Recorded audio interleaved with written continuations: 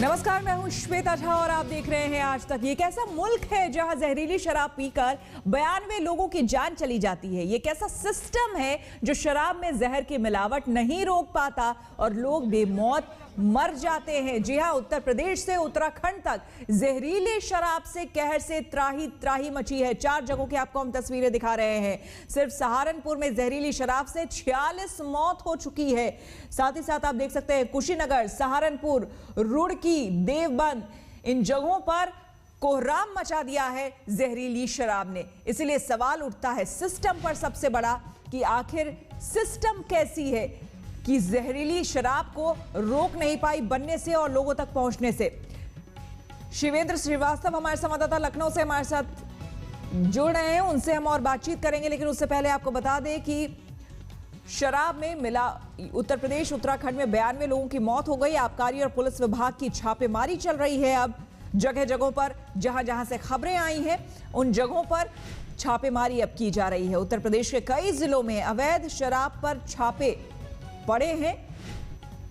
उत्तर प्रदेश के कई जिलों में अवैध शराब पर छापेमारी अब हो रही है, जहां जहां शराब बनाई जा रही है। चीफ सेक्रेटरी डीजीपी के आदेश पर यह छापेमारी चल रही है क्योंकि 92 लोगों की मौत हो गई है अलग अलग जगहों पर।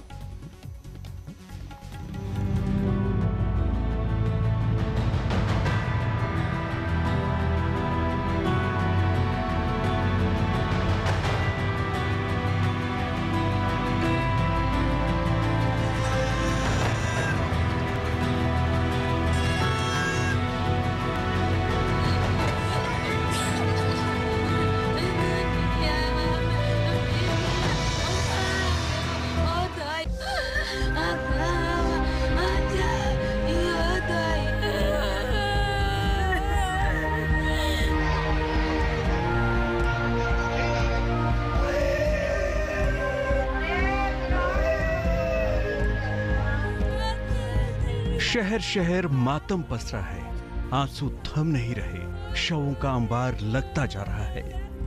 पश्चिमी यूपी के सहारनपुर में जहरीली शराब से 54 लोगों की जान जा चुकी है। इनमें 18 लोगों को इलाज के लिए मेरठ ले जाया गया था, लेकिन उन्हें भी बचाया नहीं जा सका। भाई ने जहरीली शराब पी थी और जहरीली शराब पीने से उनकी तबीयत बिगड़ गई रात को। अच्छा, कहाँ से लेके पी थी? तो गांव में बेच रहे। तो गांव में एक सप्लायर आता था सरदार, उस पर लोग बाग लेकर बेचते थे। गांव में ही पी थी जी, वो खरीद कर पी थी। और क्या हुआ? वो जहरीली शराब थी साहब, और उसका अचानक सब लोग तबीयत खराब होगी, भाई की भी होगी। मेरठ है जी। हमारे भांजे को बोले जी शराब देसी गांव से खरीद के पी गई, इसमें उसकी मौत हुई। सहारनपुर ही नहीं, यूपी के सुदूर पूर्व बिहार से सटे कुशीनगर में भी जहरीली शराब मौत बनकर आई। कुशीनगर में भी 8 लोगों की मौत हो गई। लोगों का आरोप है कि बिहार से सटे इलाके में शराब माफियाओं का राज है। ये बिहार में शराबबंदी का फायदा उठाकर जहरीली शराब की तस्करी करते हैं। कुशीनगर के एसडीएम ने तो सीधे सीधे थाना इंचार्ज पर ही कार्रवाई न करने का आरोप मढ़ दिया। हाँ, मैं जब से यहाँ आया तब से बार बार यही सभी से कहते रहा कि हम लोग संयुक्त रूप से मिलकर ये की बुराई है उसको ख़त्म किया जाए, लेकिन इस पे कठोर कार्रवाई न किया जाना ये एक बड़ी दुर्घटना को जो है बुलावा है। यूपी के 2 जिलों में जब जहरीली शराब से मौत का आंकड़ा बढ़ा तो प्रशासन भी हरकत में आया। दर्जनों जिलों में छापेमारी शुरू हो गई। सहारनपुर, मेरठ, गाजियाबाद, देवबंद, मथुरा, बुलंदशहर, बस्ती, महाराजगंज, गोरखपुर, बांदा, हमीरपुर और चित्रकूट में भी छापेमारी हो रही है। लेकिन सवाल तो ये है कि सूबे की सरकार 62 मौत के बाद क्यों जागी?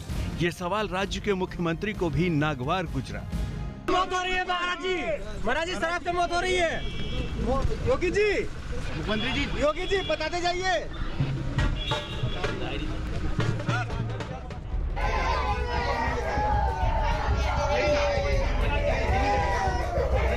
सिर्फ यूपी ही नहीं, पड़ोसी राज्य उत्तराखंड में भी जहरीली शराब का कहर बरपा। रुड़की में 20 लोगों की जान चली गई। मौत से गुस्साए लोगों ने फिर जमकर हंगामा किया। शासन ने इसमें अभी तक टोटल जो 13 कर्मचारी और अफसर इनको सस्पेंड कर दिया। जो आबकारी विभाग के इसमें जो प्रिवेंटिव के इंस्पेक्टर हैं वो भी हैं और इस क्षेत्र के जो इंस्पेक्टर हैं उनको भी सस्पेंड किया। आनन फानन में उत्तराखंड सरकार ने पुलिस वालों समेत 13 सरकारी कर्मचारियों को निलंबित कर दिया। पर सवाल तो वही है कि सरकार के नाक के नीचे मौत के सौदागर कैसे काम कर रहे थे, कैसे जहरीली शराब का ठेका लगा रहे थे। लखनऊ से शिवेंद्र श्रीवास्तव और सहारनपुर से अनिल कुमार भारद्वाज के साथ आज तक ब्यूरो।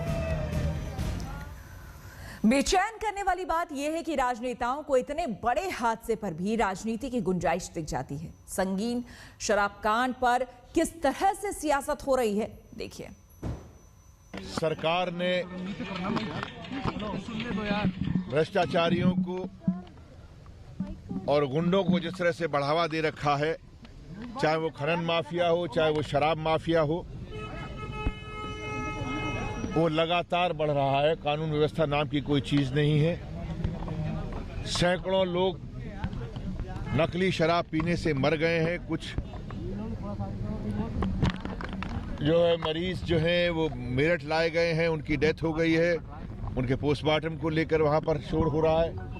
कुछ सहारनपुर से अभी निकल चुके और आने वाले हैं और आसपास के इलाके में भी ये घटनाएं बढ़ रही हैं और लगता है कि ये टोल जो है 60-70 तक पहुंच गया है और भी ऐसी कई मौतें सामने आने वाली हैं, शायद सैकड़े तक जाएगी। उत्तर प्रदेश जंगल आज बन चुका है।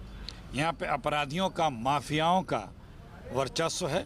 क्रिमिनल फ्रेंडली गवर्नमेंट है, चाहे वो शराब माफिया हो, चाहे खनन माफिया हो, चाहे जंगल कटाई के माफिया हो, हर तरफ। और अपराधी जो हैं वो मस्त हैं और जनता जो है त्रस्त है। और सरकार अपने कान में तेल डाले सो रही है, पर अनिंदा आत्म प्रशंसा में लीन है। उत्तर प्रदेश पुलिस के लिए शराब माफियाओं को पकड़ना बड़ी चुनौती है। हमने यूपी के ADG law and order Anand Kumar से बात की। जहरीली शराब से मौतों की संख्या लगातार बढ़ती जा रही है और हमारे साथ बातचीत करने के लिए उत्तर प्रदेश के ADG law and order Anand Kumar मौजूद हैं। सर, लगातार मौतों का आंकड़ा बढ़ता जा रहा है, अभी क्या अपडेट मिला है सहारनपुर और कुशीनगर से? देखिए, मैं आपको ये बता दूं कि कुशीनगर में 10 लोगों की मृत्यु होने की बात आई है सामने, जिसमें 8 लोग संभावित तौर पे जहरीली शराब से मरे हैं और जो बाकी लोग हैं वो अन्य कारणों से मरे हैं, ये बात कंफर्म्ड है। उसके अतिरिक्त सहारनपुर में अभी तक जो समाचार प्राप्त हुए हैं उसके तहत 46 लोगों की के पोस्टमार्टम वहाँ पे हुए हैं, जिसमें करीब 35-36 ऐसे लोग हैं जिनकी सस्पेक्टेड लिकर पॉइजनिंग से डेथ होने की बात आई है। सीधे चलते हैं अपने संवाददाता शिवेंद्र श्रीवास्तव के पास, जो कि इस वक्त लखनऊ में है। शिवेंद्र, आपके पास क्या कुछ जानकारी? 92 मौत, बहुत बड़ी खबर है।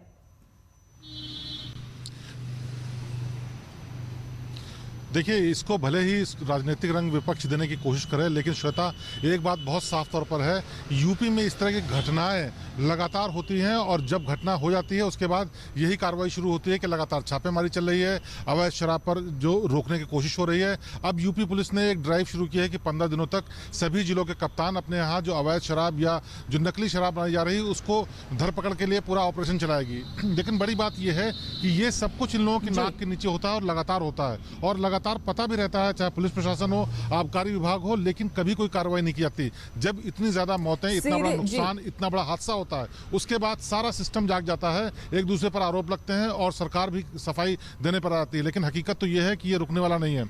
अभी फिलहाल जो सरकार का कहना है, सीधे तौर पर ये सिस्टम का फेलियर है, क्योंकि सिस्टम के नाक के नीचे ये सब कुछ चलता रहता है। सच्चाई ये है, उसके बावजूद कोई कुछ नहीं करता है। इसलिए सवालिया निशान उन पर, और इन मौतों के जिम्मेदार भी सरकार और सिस्टम ही है।